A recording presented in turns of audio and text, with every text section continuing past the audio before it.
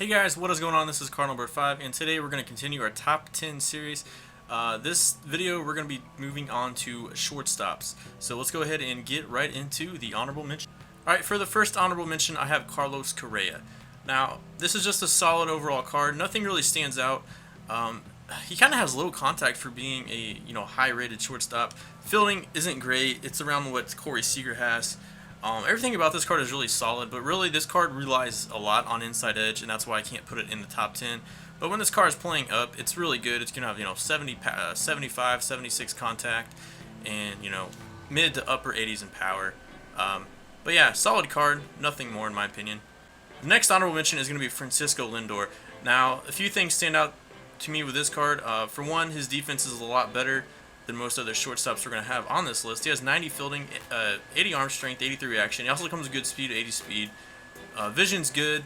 Contact is mid 70s, mid to high 70s. And he's got a little pop, low 50s. But the really good thing about this card, it's one of the few switch hitting shortstops.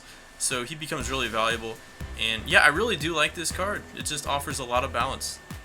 Another honorable mention, I have to throw Trevor Story in there. To me, his power makes him so much more valuable than a lot of other silvers, and I think this is the first time a silver is going to at least get an honorable mention as far as the position players go. Yes, he doesn't come with much plate vision, so buyer beware if you struggle with small PCIs. He doesn't have much contact, doesn't have much plate vision. His defense is good enough, but to me, this card is kind of like a poor man's Ernie Banks, so if you don't want to do the Cubs, Conquest and whatnot, this is a really solid card. This is pretty much all or nothing if you want the power, hitting that long ball, and you have the confidence to square up the balls with small PCIs. This is a card you want to check out, and that's why it made an honorable mention. Our next honorable mention is going to be rookie Jose Reyes. Again, this card is a switch hitter, which I find just invaluable. In Diamond Dynasty, you don't have to worry about platooning, but to me, really, guys, this is kind of like the D. Gordon at shortstop. He does have a little bit of power against lefties, so that's kind of cool. Comes with really good plate vision, but the 99 speed and stealing, that is a really valuable asset. At least you could have this card on your bench if you don't want to start him. His fielding is so-so. He does have good arm strength, but yeah, I really have to at least give this card an honorable mention. Another honorable mention that I wasn't going to include in there, but I thought, just to be fair, Xander Bogaerts, he's definitely a good shortstop. He finally dropped to a gold, was a diamond for most of the season. But yeah, he's got really good contact, good power, and with inside edge, makes him even a little bit better. He comes with solid fielding, not much speed. I would give an advantage to Francisco Lindor over this card, but I'd at least include him. So yeah, if you're looking for a good contact, gold shortstop, Bogaerts definitely makes the list, and that's why he's an honorable mention. The next honorable mentions, we got two more left. We're going to kind of combine these because these are really two good cards you can platoon with. The first one is going to be the flashback Stephen Drew you get for Conquest. It's actually the first reward in Conquest. This is a really solid card to me. This is really similar to the Brandon Crawford. Has pretty good power, for a shortstop against righties. 68 power, good contact, 83, good vision. But to me, what really stands out with this card, it is really solid defensively, and it's basically free if you play Conquest.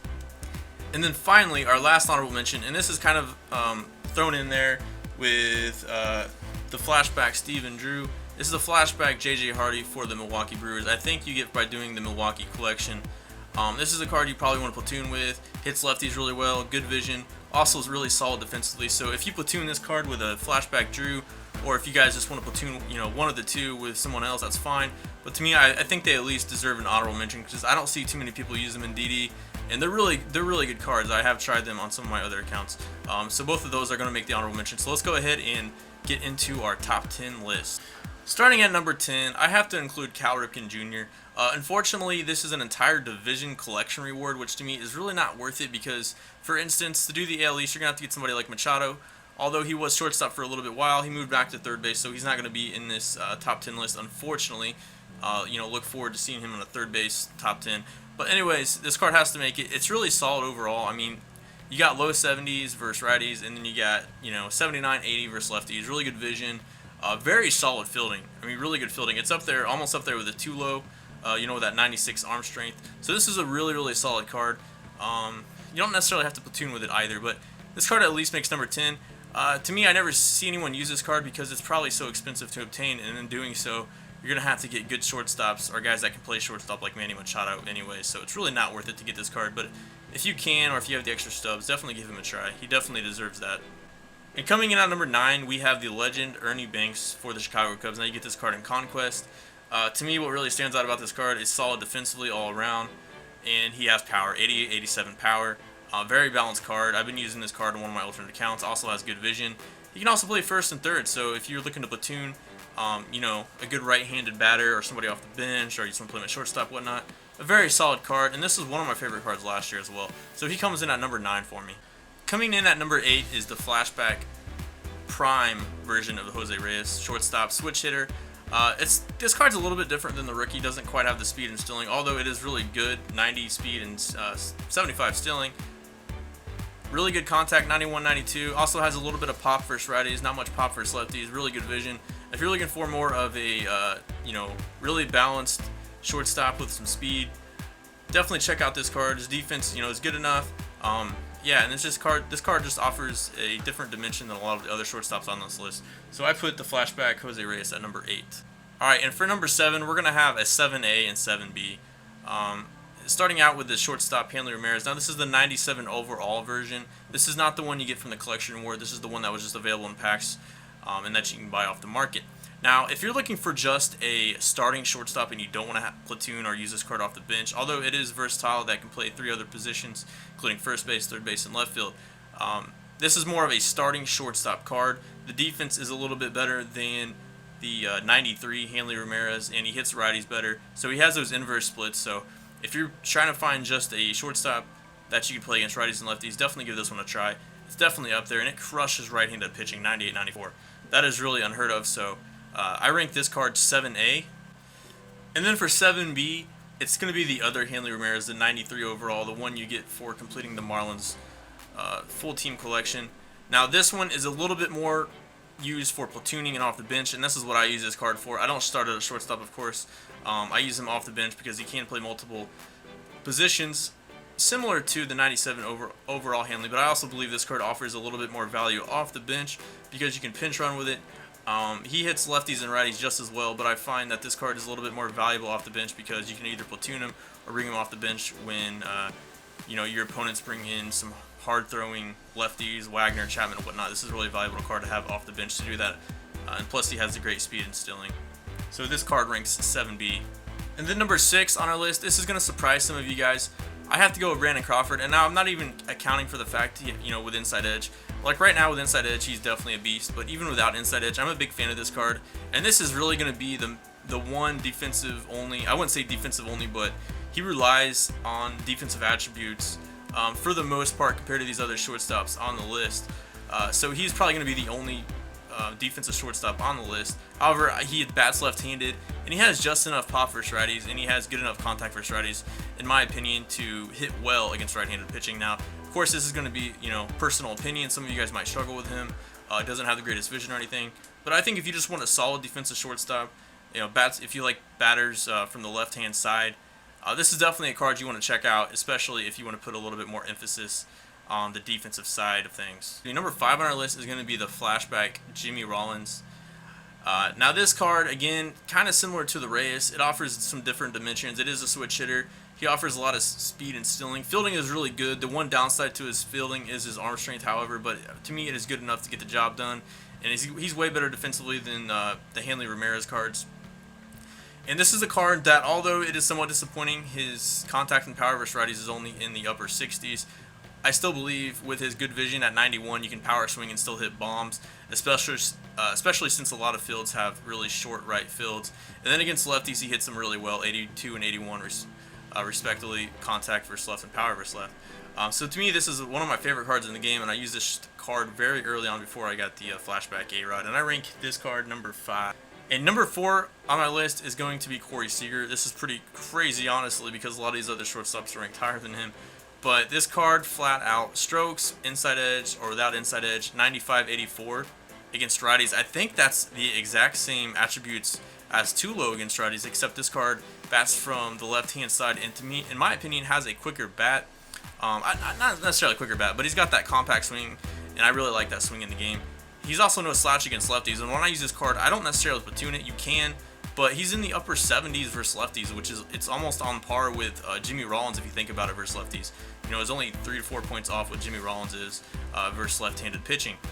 Vision is okay at 62. Fielding, he gets the job done. He's not no, Brandon Crawford or anything out there.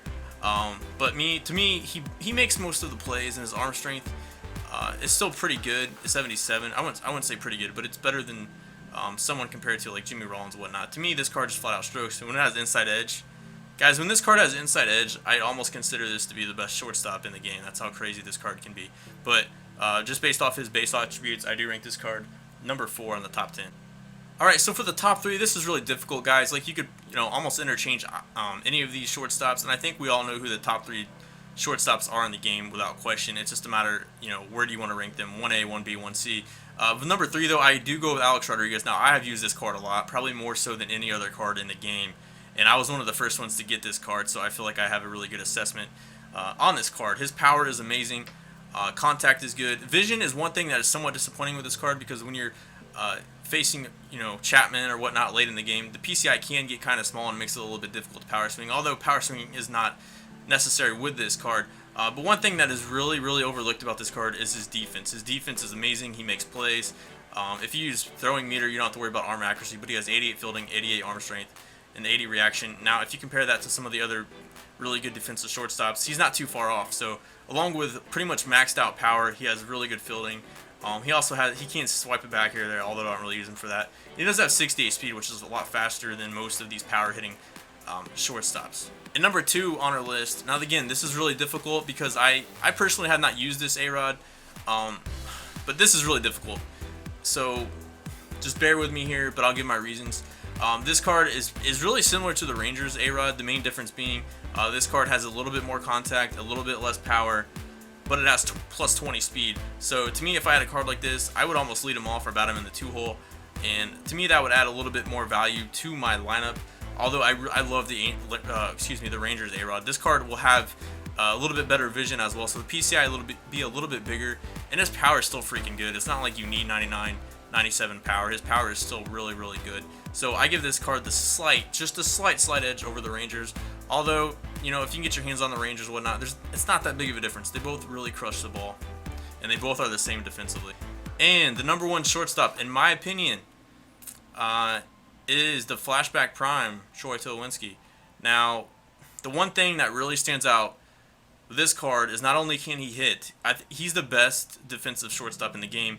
I don't necessarily agree with that. He shouldn't be better defensively than like Brandon Crawford or Ozzie Smith or Andrelton Simmons. He definitely shouldn't be, but he is, so I have to rank him number 1. That 99 arm strength is so valuable in Diamond Dynasty, with a lot of people having a lot of speedsters in their lineup. He crushes lefties. He's really close to being on par with the A-Rods for hitting. I give the A-Rods hitting a little bit of an advantage because they have a little bit more power, especially the Rangers A-Rod. But I mean, we're just nitpicking at this point. This card also has really good vision, but man, the arm strength really stands out with this card, and to me, it's the best defensive shortstop in the game, and he's probably second, maybe, I don't know, he might even be the best hitting shortstop in the game as well. To me, this is kind of a no-doubter that this is the best card in the game, although I've been still sticking with the Rangers A-Rod. Like I said, 1A, 1B, 1C. You can go in any order.